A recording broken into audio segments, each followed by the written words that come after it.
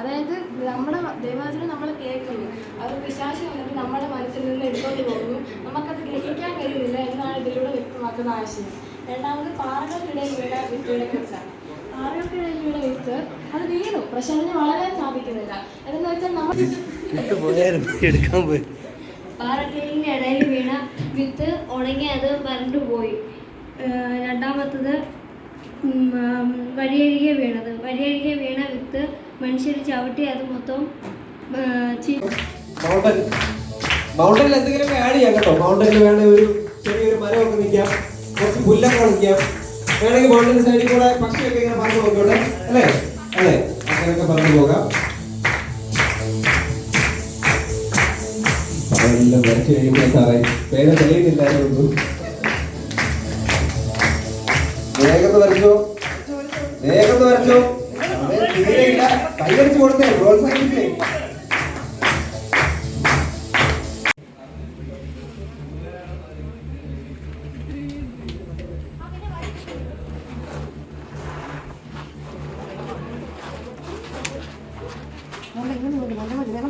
ചെടി കിട്ടണം.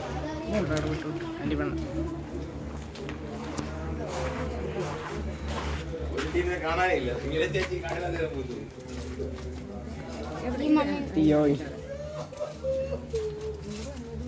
ശ്രീലജിന്റെ ജീവന് കിട്ടണ ഞാൻ അയ്യത്ത് പോയി എടുത്തിട്ട് വന്നു.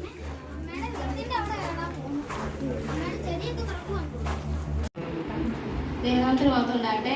ഞങ്ങളുടെ ടീം ഇവിടെ വിത്തുകളുടെ ഉപമയെ ഒരു പ്ലേറ്റിൽ കാണിക്കാൻ നോക്കിയിട്ടുണ്ട്.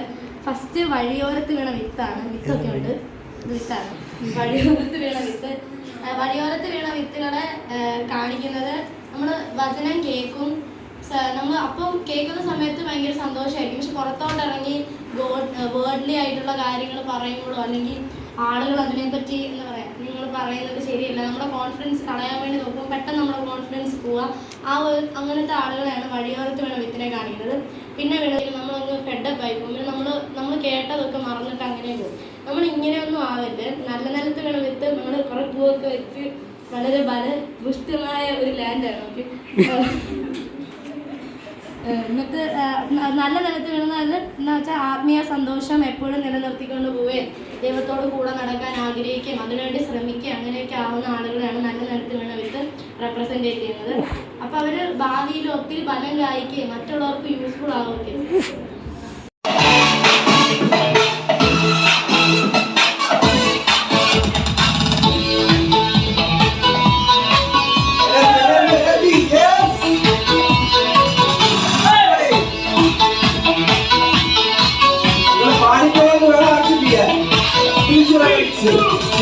ചിറകളിച്ച് ഉയരും കാലം, ബ്യൂട്ടിഫുൾ.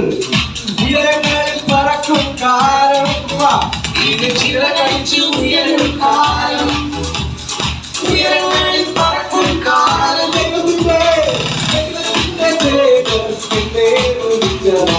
ഉയരങ്ങളിൽ പറത്തിടുവേ, ദൈവത്തിന്റെ